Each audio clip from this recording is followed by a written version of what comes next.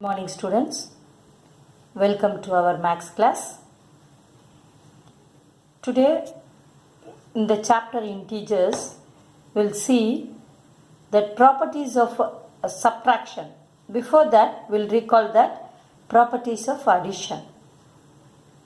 In the last class we have seen the properties of addition, isn't it? What are the properties we have seen in the addition? Closure property, commutative property, associative property, yes, additive identity, additive inverse. Okay, what is closure property? If we add any two integers, the answer is also an integer. Yes. Then commutative property, a plus b is equal to b plus a. Associative property, a plus b plus c is equal to a plus b plus c. Then additive identity is dash. What is additive identity? 0. If you add 0 to any integer, the answer is also an integer. Then additive inverse. Yes, the additive inverse of a is minus a, the opposite sign of the integer, that is the additive inverse. Now we shall see some problems, that is add 9 and minus 5. So 9 plus 5 plus minus 5, 9 plus minus 5, that is 9 minus 5 is equal to 4. Okay. Then minus 17 and 10. You have to add minus 17 and 10. So minus 17 plus 10. Here one minus is there. So you have to subtract and write the bigger number sign. So you are subtracting here. 17 minus 10 is 7. Then bigger number sign is minus. So minus 7 is the answer. And minus 23 plus minus 27. Here minus 23 plus minus 27. So minus 23 minus 27. Here both are minus. So you have to add and write the minus symbol. So minus 50. Okay. The additive inverse of minus a is a. The additive inverse of a is minus a. The additive inverse of minus 7 is 7. Yes. The additive identity is equal to dash 0. Okay. Then we have seen the subtraction also. How to subtract the integers. So minus 23 from minus 27. So from means after from what is coming, you have to write the number as first one. So minus 27 minus, so you have to subtract, no? So subtraction symbol. Minus 27 minus, which number you have to subtract? Minus 23 you have to subtract. So minus 27 minus minus 23. So it will come as minus 27 plus 23. So here one minus is here, so you have to subtract, that is 4. The bigger number sign is minus. So the answer is minus 4. Today's topic is properties of subtraction. Closure property. For any two integers a and b, if we subtract a and b, the answer is also an integer. That is a closure property. Then example, if a is 8 and b is 9, then 8 minus 9 is equal to minus 1. Minus 1 is also an integer. Here 8 is an integer, 9 is an integer. If we subtract both, the answer is also an integer. So it is a closure property. Then commutative property. For any two integers a and b, a minus b is not equal to b minus a. This is the rule. We will see one example. 8a is equal to 9 and b is equal to 8. Now a minus b, that is 9 minus 8. b minus a, 8 minus 9. Now you subtract this plus 1. Now here subtract this. Yes, it is minus 1. Commutative property is not true in subtraction of integers. Now we will see the associative property. For any three integers a, b and c, a minus b minus c is not equal to a minus b minus c. So we will see one example. A is equal to minus 6 and b is equal to 4 and c is equal to minus 7. So now you substitute the a value, that is minus 6, minus b value is 4, minus c value is minus 7, okay, is equal to minus 6 minus 4 minus 7. Okay, here minus, so you have to add both, minus 10. Here minus into minus becomes plus, so plus 7 is equal to minus 6 minus, here 4 plus 7 will come, isn't it? Then it is 11. So here minus 10, 7 is equal to minus 3. Then minus 6 minus 11 is equal to minus 17. So here the minus 17. Minus 3 is not equal to minus 17. Isn't it? So associative property is not true in subtraction. Okay. Associative property is not true in subtraction. Okay. Now we shall move to understanding mathematics book. In that we have given rational numbers. The rational numbers are numbers which can be expressed in the form p by q when p and q are integers, where p and q are integers and q is not equal to 0. Here p is the numerator and q is the denominator. Okay. Have you understood the rational number definition? We know that fraction is in the form of a by b or p by q. Okay. There the fraction is the whole numbers. Okay. In the fraction the whole numbers will come. 0, 1 by 2, 1 by 3. The part of a whole is the fraction. Here it is rational numbers. In the rational numbers are the numbers which can be expressed in the form of p by q, where p by q are integers. P by q are integers. Integers means you know the number line, isn't it? So what is what I mean by integers? A positive integer and a positive natural numbers and negative natural numbers along with 0 is known as integers. That is number line. So the p and q is a rational number and p and q are integers. So q always must be a number. It won't be a 0. Okay. Then p is the numerator and q is the denominator. Now we will see the standard form. The rational number is expressed in its lowest terms. You have to cancel an item. You have to simplify. If you can simplify, you have to simplify. That is, a rational number is expressed in its lowest terms. The denominator of the rational number is expressed as a positive integer. Okay. Always the denominator always must be a positive integer. These two conditions are the standard form. Okay.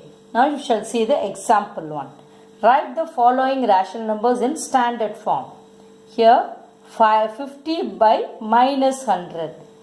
In the condition they said that the denominator must not be a negative number. So you have to bring this negative sign to the numerator first. that is minus 50 by 100. You can divide both by 50, no? So you have divided 1 by minus 1 by 2. The answer is minus 1 by 2. Then second one, minus 13 by 169. Solution. Here both 13 13s are 169, that we know, isn't it? So we can divide both by 13 table. So minus 1 by 13, 13 13s are 169. So minus 1 by 13 is the answer. Then rational numbers on addition. Addition of rational numbers. Okay, we'll see example 1. 3 by 11 plus 4 by 11 is equal to 7 by 11, because both the denominators are same.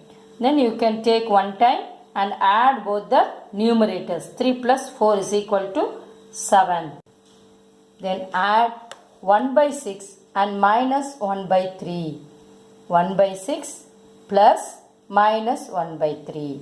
Here plus and minus comes minus. So 1 by 6 minus 1 by 3.